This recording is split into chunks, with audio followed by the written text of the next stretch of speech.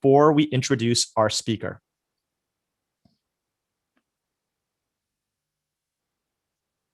Welcome, YouTube and the Stanford community, to the Entrepreneurial Thought Leaders Seminar. I am Ravi Balani, a lecturer in the School of Engineering at Stanford and the director of Alchemist, an accelerator for enterprise startups. And ETL is brought to you by STVP, the Stanford Technology Ventures Program, and BASIS, the Business Association of Stanford Entrepreneurial Students. Today, we are delighted to welcome Michelle Zatlyn to ETL. Michelle is the co-founder, president, and COO of Cloudflare, an internet security, performance, and reliability company that is on a mission to help build a better internet. Michelle is also another testament to how America is the beneficiary of outstanding Canadian talent.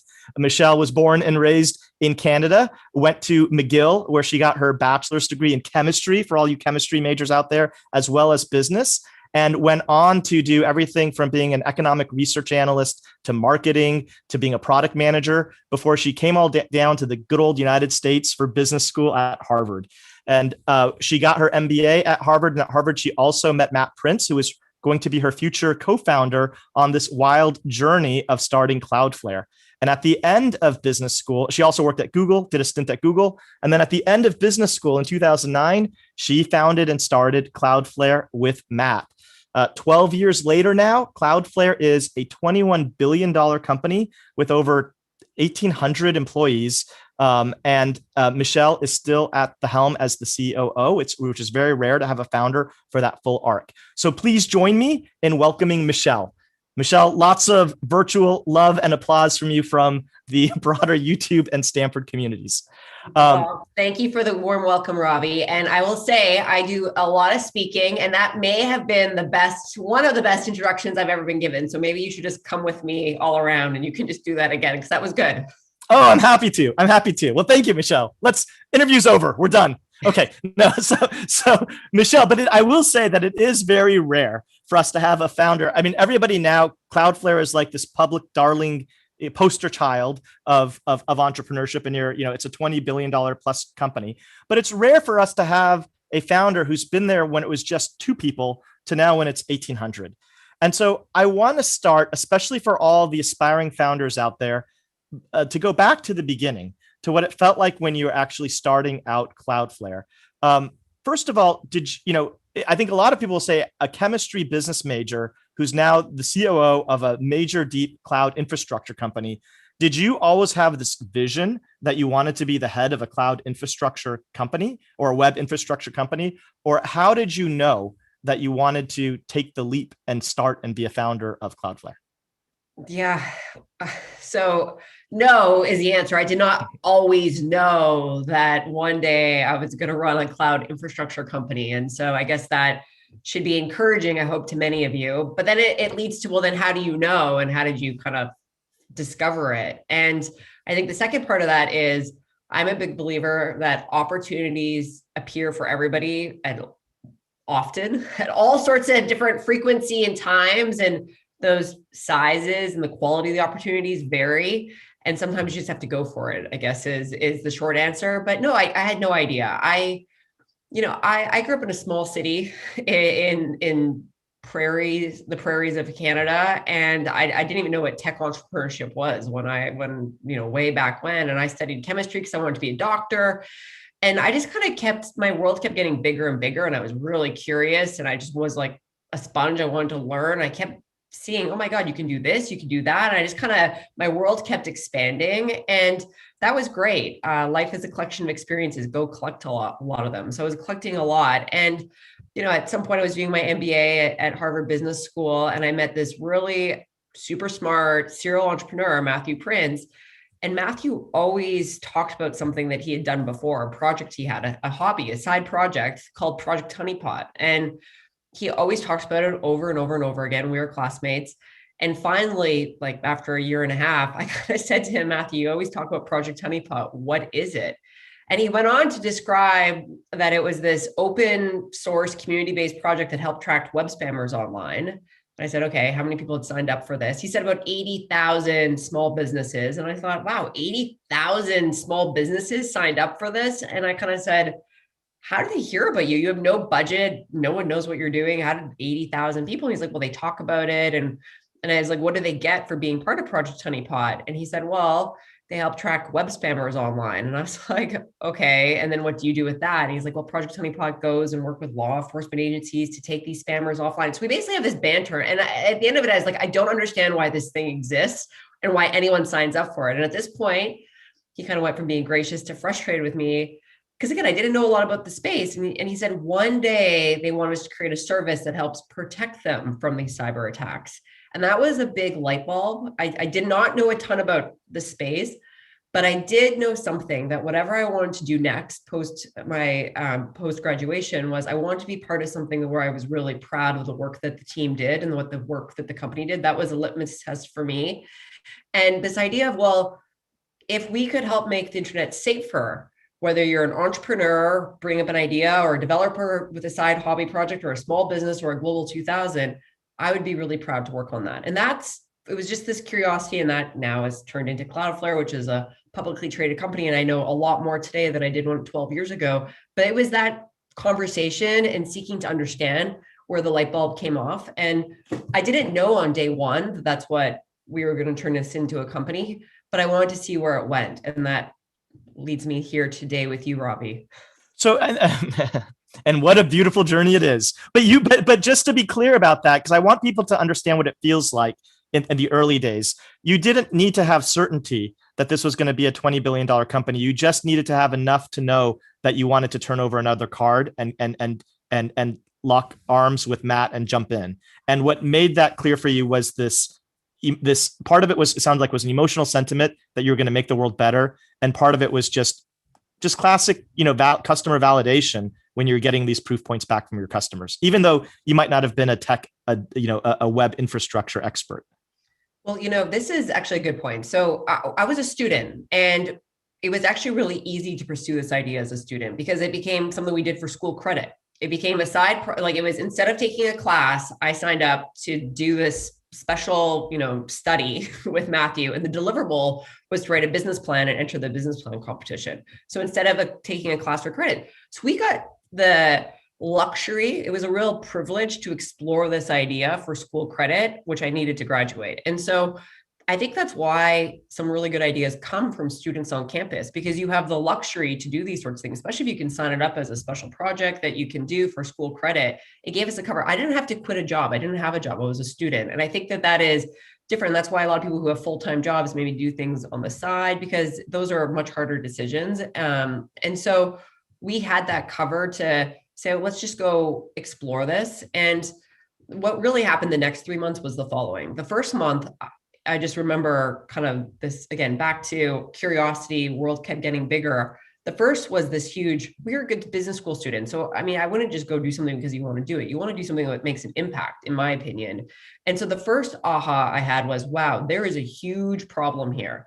And the way that I saw that was we did a survey to these 80,000 customers that they had, trying to understand. I didn't know a lot about the space. And I remember I went and did this survey, and the survey asked questions like a typical business school student would ask, would saying, how much do you care about this problem? And what are the solutions you're using today to solve about this problem?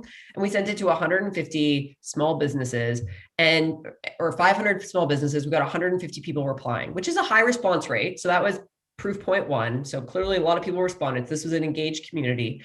And the comments from there, there was the quantitative where people mark things, but it was the qualitative answers that gave me this huge aha. And the qualitative answers were things like web spammers are the scourge of the internet. They're criminals and they belong to be in jail. Web spammers make me believe in the death penalty. Now, you don't need to be a cloud infrastructure expert to realize, holy smokes, there is a huge visceral pain point here. So that was the first aha. Okay, so there was clearly a problem. The next was part of the survey was what do you use to solve it? And all of these small businesses had no good solution. They were all using Band-Aids, like Band-Aid homegrown solutions. So the first aha was clearly there's a problem. The next aha for us was, well, could we come up with a solution to the problem? And this is where the technical solution and being a differentiation really shone through. And we were really inspired by what David Yulovich was doing at OpenDNS, how he was helping deliver a better experience on the consumer side, the user side. We said, could we use DNS. We don't have to get into the technical details to do this, deliver security for the business side. And that was a huge aha. And it was kind of a shift of where businesses were buying hardware to do this and small businesses couldn't afford the hardware. Could we create a cloud-based solution? And we were, again, right at the perfect time of the in history and retrospect to start a company like Cloudflare. There was just a huge shift happening. And we happened to kind of stumble upon, wow, there's a problem here. There is a way to deliver this as a service that not only makes it accessible to entrepreneurs and small businesses, but if we do a really good job over time, big companies too. So that was the second aha, that we came up with a technical solution. So that was month 2. And then month 3 is, as a business school student, you got to be like, is there a business here? I think it's one thing to have a problem, another way to have a solution. Can you build a business around it, which is something hopefully we'll talk more about. And again, you don't know, we couldn't prove that out, but we assumed yes. And it was those 3 things that by the time I graduated, I had another great job lined up. It was hard to walk away from that. Actually, I remember it was at LinkedIn. I went to LinkedIn's campus down in not Sunnyvale, but Mountain View or something. Yeah, Mountain View. Yeah, Mountain View. Thank you. Yeah. Gosh, it's like I haven't left the San Francisco borders of San Francisco. So I'm anyhow down in Mountain View. And I remember I was sitting in that cafeteria talking to this person who was supposed to be my boss. And I said, thank you so much for the offer. And this was, LinkedIn was small. It was way before it was going public. They were growing like a weed. I was excited to go there. And I said, I have this idea. We want to see where it goes. So I'm going to go pursue my idea instead of come here. And he looked me straight in the eye and he said, you are making the biggest mistake of your life, because they were a rocket ship. And, when you're offered a seat on a rocket ship, you don't ask which seat you get on. And I kind of said, and most companies fail. And I said, I get it, but I got to go see you. I have to see where this leads. And so it was not super clear. It was not easy, but those were my steps along the way. And if you ask Matthew, his were different. His calculus was different. And so I guess I like to tell this story because it wasn't super clear. I kind of fell more and more in love with the idea. And even when I decided to do it, I still wasn't sure. It still took a few more months after that before I was really sure. Okay. I was like, oh, wow, we're really doing this. And so I think that people go through different processes, and that's okay. Sometimes I think you read these stories and you think, oh, wow, people wake up one day with the best idea ever. And then the next day they've built $100 billion company. That's amazing when that happens, but not all stories happen like that. I think it's very humbling and refreshing. It's like fumbling into love. Like it's a cascade of steps. But what I think is interesting is that in that short period of time, in 3 months, you sort of hit through that syllogism of classic product market fit. Like you got to product market fit in 3 months. You validated that there was a huge pain point. It wasn't a vitamin. It was definitely a painkiller. You validated the approach, and you validated that it was a great market. Now I understand, Michelle, that so you say no to LinkedIn. You have all these beautiful badges. You have your Harvard MBA. You get funded by Venrock. And then I understand that even if we fast forward 3 or 4 years later, you've already raised a few rounds of financing. You have quite a few millions in the banks. Can you share with us how you're feeling at that moment in time?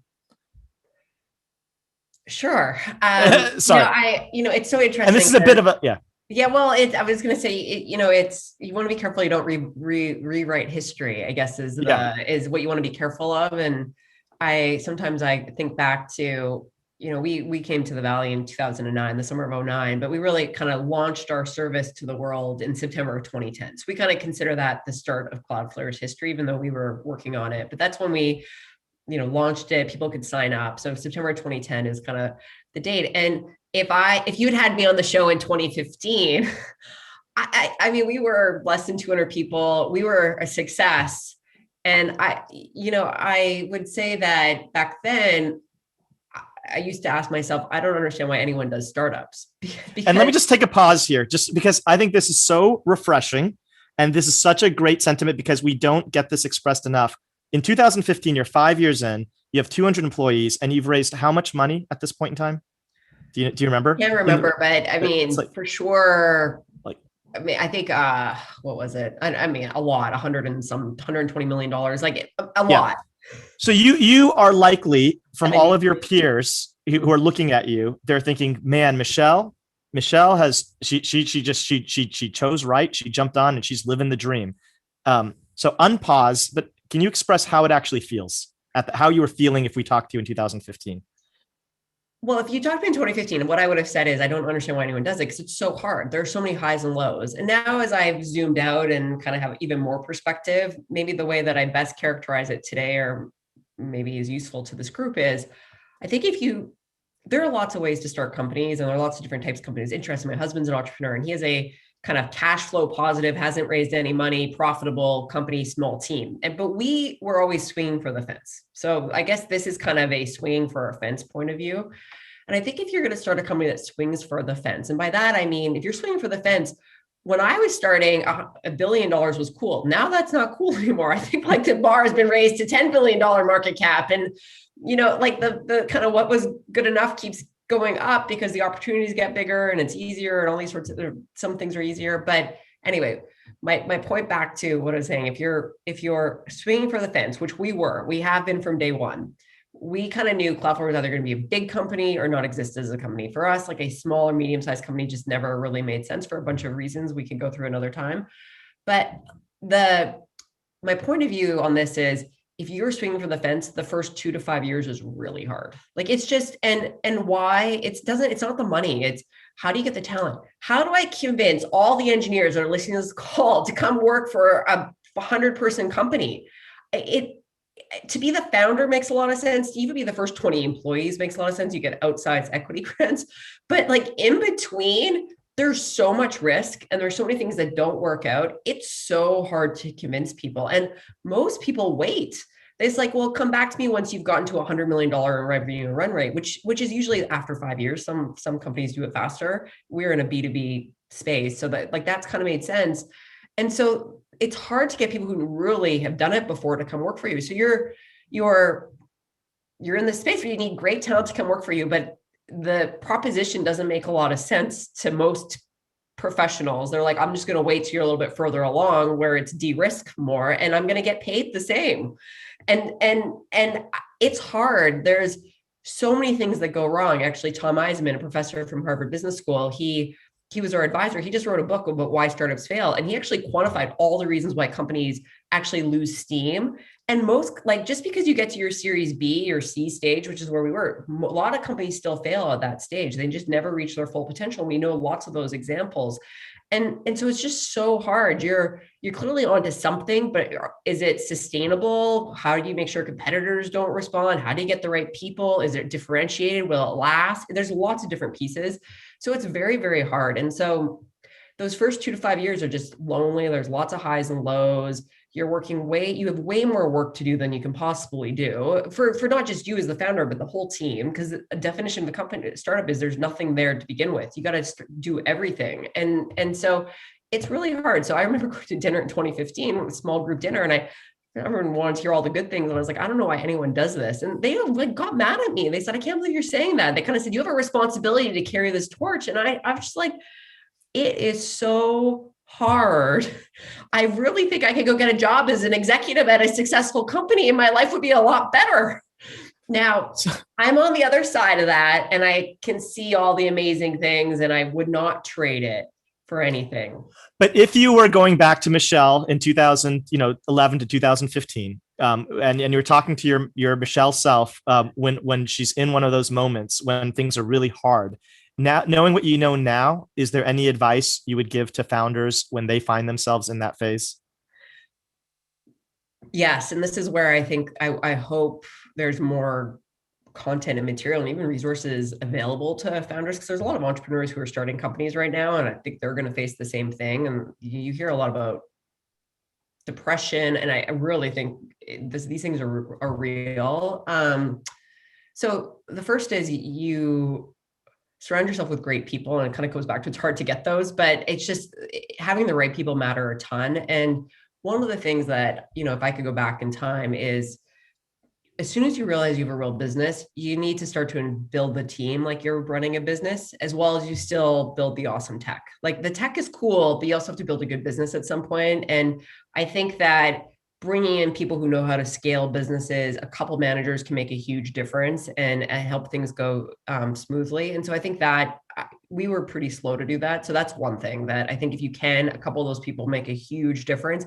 And ultimately they make your life as a founder better, because now you have an executive running an area where you're like, oh, wow, they are better at that than I could ever be. And we work well together. And so I think trying to get to that state is very helpful to a business at that stage. So that's one. The second is, you have to take care of yourself. And I think some people don't exercise. Maybe they end up drinking too much. They don't have loved ones or friends, or they don't never do anything but work. Like they just are working all the time. I think that's unhealthy and unsustainable. And so finding a way to take care of yourself, whatever that means, that's different things. Some people, maybe it's working out more, or prioritizing friends, or prioritizing family, or going on dates, or whatever it is. I think that you are more than just your company, and it's no one tells you that. You gotta do it yourself. And with a long list of things to do, you almost think it's selfish, but it's actually the inverse. You got to take care of yourself so you can bring your best self to work. And again, no one is telling you that. So you really have to do it yourself. And there's always more things to do, but you got to go home at the end of the day. You have to have other things going on besides just what your startup is. And so I think those are two things that come to mind that I wish somebody would write more of and become more common, and investors would talk more about it. Cause they're real. Well, and I think there's sort of a functional classism in Silicon Valley that people don't talk about, where we laud the big, hairy, audacious goal and the strategy and the visionary founder who has this brilliant insight to go after this huge opportunity. And we sort of treat operations as a footnote, as just something that, that's just, it's not real. It's not real strategy. It's not something we put a premium on. Can you speak to that a bit? Because, so first of all, you are the COO. Can you explain to our students and others what a COO is and why you chose to have the COO role? Sure. Well, it's interesting when a lot of large companies who are a lot larger than us would never have that title in a company. You kind of have a CEO, and then you have all these different department heads, and that there's lots of good reasons for that. I think that back to company, when you're building a company, you're a startup, you have to create everything. So there's way more things to do than people to do it. Like that's just every growth company in the history of growth company. And if you are getting to everything on your to-do list, I'm guessing you have no customers. And so I think that is just the definition. And so when you're building this company, there's just a lot to do. And so I actually think a lot of the reasons why growth companies kind of created the COO, Chief Operating Officer role, is because it's a really strong generalist who complement often the CEO, the founder, in other parts of their business. And often companies bring this in. It happened that Matthew and I made really good teammates, and I kind of grew into that role, and I earned it by great execution. And so that's it. And so really, Chief Operating Officer, I did a lot of things that Matthew, who was my business partner, our CEO, didn't have time for. And he trusted me with it, and we made a really good partnership. And there's lots of great articles. Allison Pinkins, who is just the COO of Gainsight, wrote a great article, different types of CEOs, why you might need one. And a lot of people like the role because you get to be kind of in charge of things, partnering with the CEO in different areas. And again, it almost becomes a compliment to the CEO where they don't have time. And, when you think about it early on, when you're 200 people, you don't have a general counsel yet, or you might have just hired your head of people. You might not have all of the executives and all the different teams, but you need someone to say, okay, what about this or that, and help remove obstacles. And a lot of times COOs become to do that. Fast forward to today now, and again, it's changed so many times over the time, but today I run all the go-to-market. So sales and marketing and customer support. It's how do we, Cloudflare, interact with our customers? How do we grow? How do we make sure they're happy and they're growing with us? And then the people team also reports up into me. And so it's changed. That's not where it was when I grew into this title years ago, but this is where it is today. And gang, by the way, I'm going to open it up to questions in 5 to 10 minutes. So if you guys have questions, feel free to lob them. Otherwise, I will take the time. But so, Michelle, do you feel like do you feel like the shift or the focus on strategy over operations is ill-placed? Do you feel like we do a disservice by not putting more of a light on the need to scale operationally and what's required for that? I think that's a fair question. I might characterize it a little bit differently. And just from what I see, and especially because there's so many engineers in the audience, I kind of want to I think what you're saying is true. I might just even position it a little bit differently. I would say we are a very technical company. Cloudflare builds infrastructure for the internet. We move a lot of bytes around the internet for a lot of over 25 million million internet properties. It's a lot. We have a huge responsibility. We are super technical and super geeky. Like we're optimizing very low level code. Everyone at Cloudflare is very technical, just inherently of what we do. And what I would say is early on, like we loved the tech. We loved that we had came up with this differentiated technology, and we were celebrated for that. And I think I see that a lot in Silicon Valley, where technical founders, where you're celebrated for the tech. And we loved that. And it was amazing. We still love that today. What I think that we discounted early on, and you described it as operations, I would even make it broader than that. What is really cool, and I don't think gets spoken enough about, is when you have built the amazing tech, is how do you build a great business to partner with it? That doesn't just happen by accident. It's just like good technology doesn't just happen by accident. You need to like be thoughtful, and the architecture and decisions matter, and you have to grind out bottlenecks and capacity constraints, like all those sorts of things. The same thing is on the business side, where I think some technical folks that I've seen early on, or even technical founders, they almost outsource the business building to other people, and they are almost bored by that. And I think that one of the things that I've realized along the way, and now we realize it, but I wish we'd realized it even earlier, is what is really magical is if you have amazing technology with a great business and an awesome team. And then what I think is icing on the cake is a great impact in the world. That is how you build something truly magical. And I don't think that gets spoken about enough, of the business building. I think people kind of see that as almost beneath them. And actually, that's what makes magic. It's an important piece of the magic, because that's how, and just maybe why I would say is eventually you get measured on your financial metrics compared to others.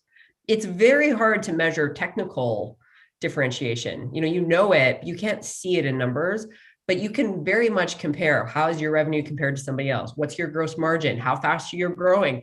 These are the sorts of things that early on, no one's thinking about. But 10 years later, that's what the expectation is. And you want metrics that look even better than somebody else because your technology is so good. And so I think more appreciation for the business building would go a long way for some of those technical founders.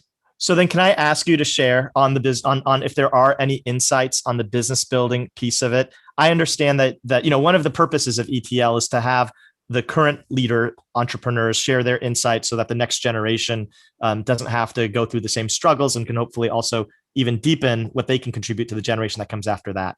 And so with that spirit in mind, are there any insights that you would want to share that you wish you had known when you had started? Well, one is care about the business metrics. So, I'll give you an example of that. Is I remember we hired our first executive, and he actually still works for us, and he came in to help run sales. And we gave him such a hard time. We were like, no, that's not cool. Our customers are, no, we can't do that. No, we can't raise prices. No. Everything was no. And I think he was just like, okay, if our technology is so good and delivering so much value, we should also be able to capture some of that value. And again, I think we made things a lot harder for him his first few quarters than we needed to. And again, now I think we've found a way where we deliver a lot of value for all the customers, but you still have to be able to capture the value as a business, and you get measured on your revenue and your revenue growth. And can you do it with a high gross margin and all these sorts of things? I did not appreciate that the first few quarters that we had a head of sales. Everything was kind of like, no, we're not going to send an email to our customers. That's sleazy. Like, it's just like, we made everything harder than it needed to be. Again, we've gotten a lot smarter about that, which is good. A couple other things that I think that were really helpful, that I think might be helpful for this group. Growth solves a lot of problems. And so actually growing quickly solves a lot of problems. You don't have to get everything right. I think people have this assumption that all the successful companies have everything perfect. And the truth is they only have a couple things really perfect. They've got a couple things really right, and the other 98 things are a disaster. But because they've got 2 or 3 things really right, they're growing quickly, and it gives them time to go fix the things that aren't working without the public seeing. And that's really not intuitive. And that I just think knowing that matters a lot. You grow quickly, and you grow quickly by getting a couple of things right. And then it gives you more turns at the bat to fix the things that aren't working. And then it kind of adds up. So that was. Can I push on that a bit? Because sure. I think a lot of founders wrestle with, should I optimize for growth or profitability and being sustainably profitable, Sure. especially in the early days. How do you decide if you should focus on growth at the expense of profitability? Or maybe the answer is you do both. But for the founders that are struggling with what their North Star metric should be, if it should be growth or engagement or monetization and profitability, how do you decide? I think it kind of goes back to, and if you're swinging for the fences or not. So Okay. we were swinging for a fence. We wanted to be a huge company. We wanted to be, a $20 billion market cap company. And now there's a new goalpost that we're aiming for. And we knew this early, like we knew this super, super early.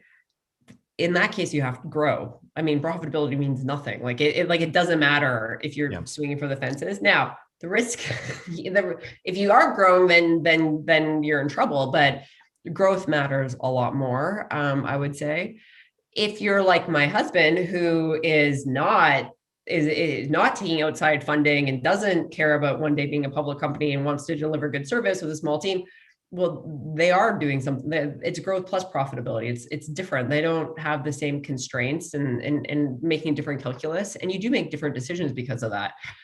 Early on, I will say, this is something that's also not intuitive. We were focused on growth, really important, but our revenue was slow. At first, the first way we made money early on in Cloudflare was we had a free service and a $20 a month service. And then years later, we added a $200 a month service. And now we have companies paying us over millions of dollars a year. I will tell you, it is so hard to grow revenue when you're charging $20 a month. It's just like, do a lot, create a spreadsheet and you're like, wow, I got to set up a lot of customers. And then $200 a month, you're like, wow, I grow faster. But, to get to that 100 million and now a billion in revenue and whatnot, like it grows slowly. And so anyhow, my point is, early on, and again, this was very Cloudflare specific, we cared about growth. But revenue was a metric that was changing slowly for us because of the types of customers that we originally went to market with. We started with small businesses and we knew long-term we'd go to larger organizations, but that took years. It always takes longer than you think. And so we picked 5 metrics that changed really quickly to measure our growth, and revenue was not one of them. And I actually think that this is another thing that was unintuitive, where you as the founder get to choose what metrics you're going to get measured on with your board or your investors. And you can pick ones that matter to your business based on your point of view. And so we picked other metrics that changed a lot quicker than revenue for Cloudflare, because early on it just moved very slowly. Can you give the examples of what those metrics were? Yeah. So for us, early on, again, we started with small businesses or developers or, again, hobbyists, like many of these engineers putting their hobby sites on us, because we had to build. So what does Cloudflare do? We make the internet faster, safer, and more reliable. We literally build infrastructure for the internet, which means we have to buy a lot of servers and routers and switches. And by the way, those are really expensive. And that's not something you just snap your fingers and do tomorrow. It's taken 11 years of a labor of love to build this global network. So today we're in 200 cities with a lot of points of presence. And that's how, because we're in 200 cities, if you are, trying to access your schoolwork from Paris, France, you get routed to Cloudflare's Paris, France data center. We make things very fast and do all this magic to make it fast and safe. If you're in Cape Town, South Africa, you hit our Johannesburg, and then versus if you're in San Francisco, you hit our San Jose. So we're cover the world so everyone else doesn't have to.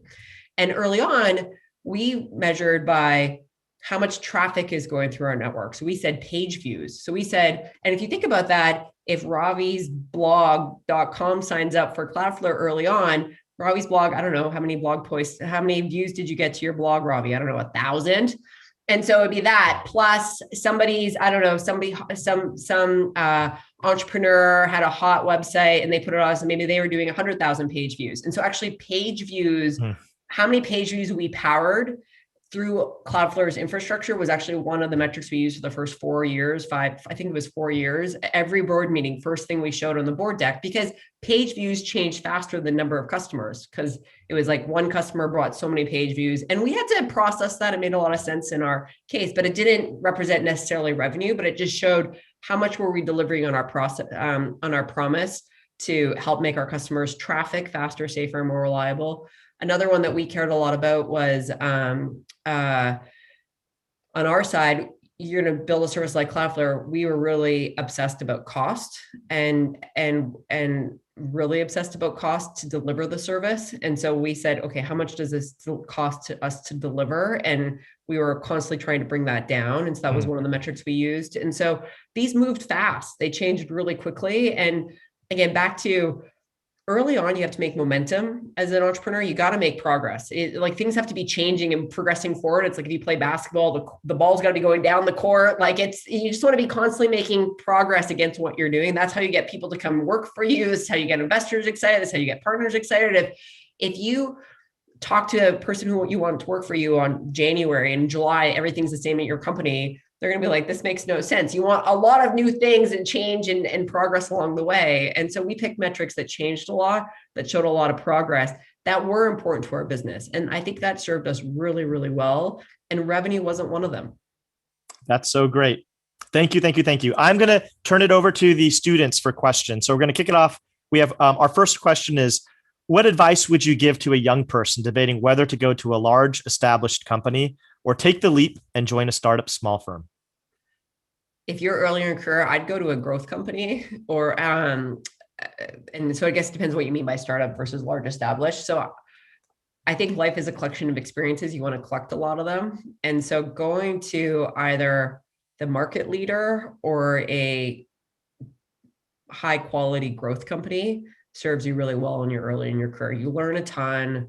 There are more resources. You meet people. You might meet your future business partner there, or future co-founder, or they go and get recruited somewhere else and they bring you with you because they recruit you with them because you're so good at what you do. So I would optimize for growth. I'd look at companies at how fast they're growing and the manager that you're going to work for. Who you work for matters a ton. And managers that are doing a really good job are rising stars within organizations, have been there a little bit of time, are good people to bet your career on early because they will, as their career rises, their teams rise with them. And that's how I would prioritize it. I personally would stay away from companies that are growing slowly, by slowly, like less than 10 or 20% year over year. There's just so many other exciting things. Growth gives you a lot of opportunity. You get to see a lot of things. That's great. Thank you. The next question is, I really sincerely appreciate your talking about mental health. How would you respond to people being judgmental or critical about not working all the time and taking time for yourself? Yeah. I think that's changing. I really hope it's changing. I don't think every company is like that, I guess is what I'm trying to say. And so if you're talented, especially if you're technical and an engineer, you should go find a company where it's not like that. I mean, look, you're going to be engaged, you're going to have a lot of things to do, great, but you also want to be a place where people have something else going on in their life. I don't think you want to be at a place where being at your desk at 10 o'clock at night is considered a badge of honor, I guess is maybe another way to say it. And I think there are lots of companies that are no longer like that. And so seek them out. It's talent. I feel like talent has the upper edge right now. There's a lot of people looking for great people to come work there. And so be deliberate and be purposeful where you go. And if you go somewhere where it's not valued, then maybe think about, can I help change it? Because maybe they just haven't gotten to it yet and they need someone to help change it. And if not, maybe go somewhere else where it is valued. Because I do think it's not one company in the whole world that cares about it. I think there's more, and this is becoming a more topic. So I think it's a growing trend, and I think that's a good thing. And can I ask you, Michelle, just to follow up on that? I mean, sure. You're married to an entrepreneur, so you both are like you both took the red pill in double doses. You have two kids. I don't know what that means, but okay, Robbie. Sorry, yeah, you both jumped into the matrix, and you both took the leap. So sometimes you have these couples that are hedged. You have like one person who is, either dedicated to the couple and the family, or one person who's taking the risk, or something like that. But I'm curious, just dovetailing this question, have you had any insights on work-life balance between your competing interests with what you want on your personal life, what you want on your professional life? And are there any times when you have this sense of worrying about being judged because you're not putting enough in, but also wanting to protect what you need for your own personal health? or your sphere of health that you want to protect? Yeah, there's so many ways to, so Sorry. many pieces to that question, Ravi. I mean, Yeah, maybe a couple sorry. of things that I mean, and again, if I don't answer exactly and somebody wants to follow up, it's fine. One of the things I will say, and again, I'm married, I have 2 kids, and I when I was graduating from my business school, I was super ambitious in my career. I really wanted to have like a life partner, and I really wanted to have a family. And so I like wanted all three. And I happened to marry a partner who wanted that too. And it was, and that's, 10 years later, sometimes, over the last year, you reflect on your life. You're like, wow, I've done it. I like love my career, a happy life partner, and we have really great kids. And I love that. And I'm very satisfied by that and proud of that. And I purposely sought that out and kind of made decisions along the way to help tilt the risk reward ratio in my favor. And I'm proud of that. And so I think that that's point one, that if that's something that you want, I think it's possible. And now not everybody wants that, and that's fine too, but that it is. And so, my husband's career, he's also done lots of super interesting things, and he left a great job to go be a founder because he really wanted to have the entrepreneurship experience. And again, he's doing it a different way, but it's super successful in other ways. And I love that I'm his biggest champion. And I would say he's my biggest champion. And I hope lots of people in their life get to experience that, because it's great when you can find a life partner who believes in that. When we went public, I brought my 2 kids to the New York Stock Exchange, and we opened the bell together. So if you go look at photos, like my kids are there, and I often reference Mom's Big Day in New York. Do you remember Mom's Big Day in New York? I mean, they were 3 and 5. They have no idea what going public means, but it's like, this is Mom's Big Day, and it was really important for you to be there to see it and to celebrate together. Like I don't know. I love that I've been able to, carve that path for myself and for my family. So I guess there's that piece. I don't worry about getting judged. I put a lot of pressure on myself. I want to win. I want Cloudflare to be super successful. I want to win. I want to do the best work I can. I want to be proud of the work I can. I think that when you're at a growth company, what was good enough last month is no longer good enough today. And that is that's just the reality of a growth company. Like, what was good enough last year is the bar gets raised every single year because the expectations go up, and the bigger customers, and just the expectation, bigger team. We have almost 2,000 people, just different than when you have 100 people, just different. And I think that you have to grow. You have to grow, and you have to want. You got to be like, wow, I did that poorly. I got to fix that. And so I don't ever feel judged ever. I think it's more about a desire to do a really good job and to win. It's fun being part of a winning team. Like, it feels so good to be on a winning team. I played a lot of sports growing up. It's so fun to be on a winning team. It's so fun to be on a winning team where you do it as a team. Like, I think what I'm proud about Cloudflare is like a team. It doesn't matter how good I am or Matthew is. It's our amazing team. It's the best part of my job are the people I get to work with. And I go to meetings sometimes. I'm like, oh my God, I'm so lucky I get to work with that person. I love that feeling. And again, I think if you can find that in your career, I've had a lot of jobs where that's not the case. And so I really value that I have that. And I try not to look, the grass is greener, where, okay, not everything is perfect. Things are hard, and there's never enough time. And you're like, oh my goodness, like there's lots of things that are hard, but you're just like, but I'm showing up, and I want to win, and I'm a player on the field, and I'm going to stay here as long as I possibly can, keep earning my spot on the team. And is it more joyful now? In the entrepreneurial journey, is there a moment as you reflect back on the last 12 years where you had the most joy? I remember, I don't know, some people, I went for coffee with someone named Chris Neal. He's somebody in the Valley. And I remember I said, my goal, and this is before we went public, is to enjoy the journey more, because I used to kind of get bogged down. Think about starting companies are highs and lows and 10 times a day early on. Like, literally you go from, oh my God, I just closed this person, to, oh my God, the company's not going to exist. Like, it's like 10 times a day that these huge highs and lows that over time get spread out as you become successful and you build a business, you build a team, and there's still many highs and many lows, which is much more spread out. And so it was a couple of years ago, a couple of years after that dinner where I'm like, why does anyone do this? So it was a couple of years after that I just realized, like, I think it's back to, kind of back to this mental health piece. If you read a lot of the mindfulness books, it's about like just finding the joy in the moment.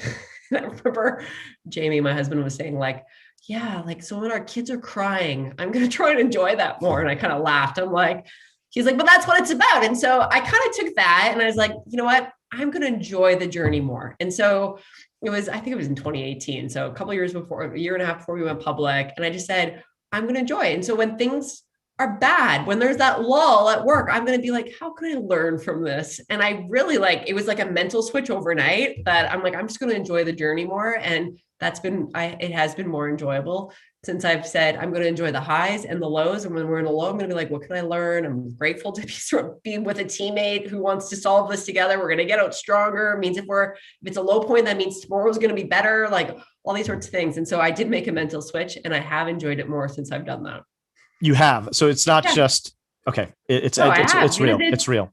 It's not a destination. It's not like, oh my God, I'm going to go public and everything's going to be magically better. No, it's not. The problems get bigger, the expectations get higher. And so I just wish I've gotten much more comfortable as I've enjoyed it more along the way.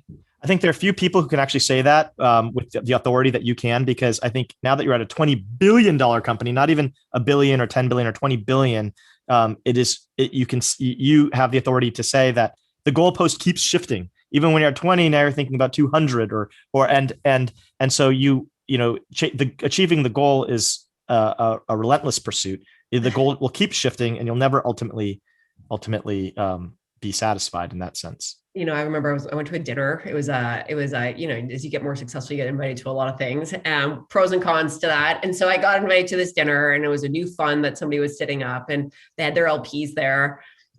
This LP basically said, this fund is about investing in companies that will be one day worth $100 billion or more.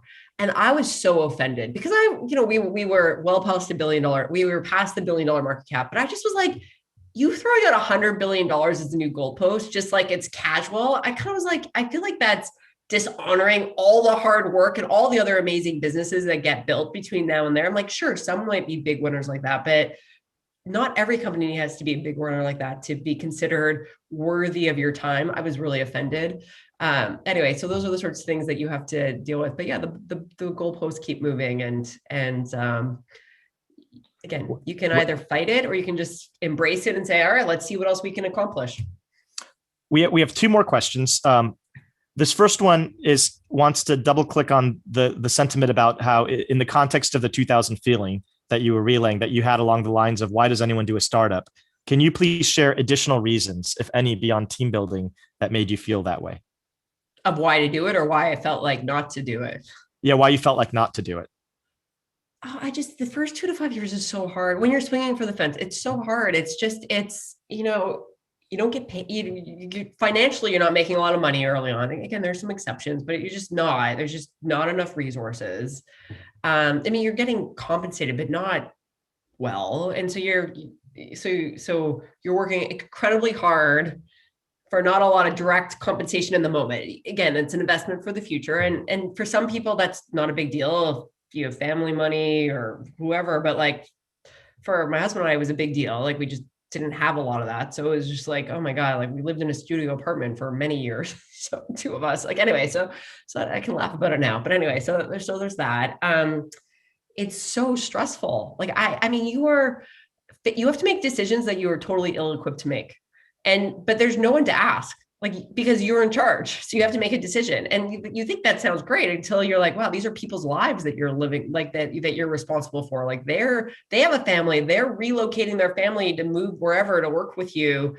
And you have to make sure that you can make their payroll and, that your company is going to actually exist. So I think those sorts of things so you're just making decisions that feel really unprepared, and you don't have, sure, you can call a board member, you might call somebody, but you kind of run out of people to call and nobody really knows. And actually what really is hard is you face these hard questions. You ask 5 smart people who you really respect what to do, and they give you 5 different answers.